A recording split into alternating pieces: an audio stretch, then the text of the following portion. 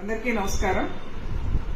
ఈరోజు కేటీఆర్ మహిళలు బస్సులో ప్రయాణిస్తున్న దాన్ని చులకన చేసి మాట్లాడే విధానం మనం చూస్తాము మీడియా ద్వారా।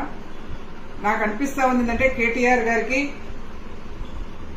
బహుశా మహిళలకు ఫ్రీ బస్ ఇవ్వడం అనేది నచ్చట్లేదేమో, అందుకే పదే పదే మహిళలకు ఫ్రీ బస్సు మీద అనేక మార్లు కేసీఆర్ మాటల్లో, కేసీఆర్ గారి ప్రసంగాలలో మహిళలకు ఇస్తున్నటువంటి ఫ్రీ బస్సు మీద చులకనగా మాట్లాడుతూ ఉన్నాడు। మహిళలేదో ఎల్లిపాయ పొట్టు తీసుకుంటున్నట్టుగా అల్లికలు కుట్టుకోవచ్చు, లేకపోతే కూరగాయలు అమ్ముకోవచ్చు, ఇవేం తప్పు కాదు, మహిళకు ఫ్రీ బస్సు, మహిళకు ఒక బస్సు పెట్టండి, చివరికి కుటుంబాలుగా బస్సులు ఎక్కి డాన్సులు చేసుకోండి అని చెప్పేసి మాట్లాడాడు। ఏం తమాషా ఉందా అని చెప్పేసి మేము హెచ్చరిస్తా ఉన్నాం కేటీఆర్ ని। ఎందుకనంటే ఈ పబ్బులు క్లబ్బులలో డాన్సులు చేసే సంస్కృతి కేటీఆర్ది। ఆయన చేసే డాన్సుల్ని అందరికీ రుద్దాలనుకుంటే ఇది కరెక్ట్ కాదు।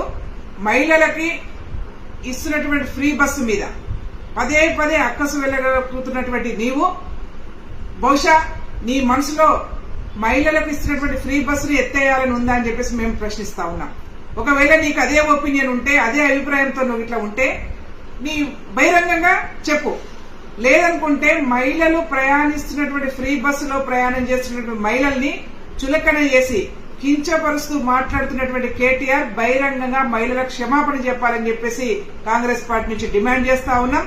లేని పక్షంలో నువ్వు పదే పదే ఈ విధంగానే మాట్లాడితే మాత్రం మహిళలతోనే చీపురుగా దెబ్బలు తినే పరిస్థితి వస్తుందని కూడా హెచ్చరిక జారీ చేస్తా ఉన్నాం। గతంలో చూసారు మీరు, చీప్ లిక్కర్ అనే పేరు మీద చీప్ లిక్కర్ తీసుకొస్తే ఇదే రాష్ట్రంలో మహిళలు చీపుర్లు పట్టుకొని రోడ్ల మీదకి వచ్చి దాన్ని వెనక్కి పంపించారు। ఇవాళ మళ్లీ ఇది ఫ్రీ బస్సు మీద నువ్వు మరొకసారి కామెంట్ చేసినా, మహిళలు బస్సులో ప్రయాణం చేస్తున్నటువంటి విధానాన్ని నువ్వు కామెంట్ చేసినా ఇదే చీపురు దెబ్బలు తినే పరిస్థితి వస్తుందని కూడా హెచ్చరిక జారీ చేస్తా ఉన్నా।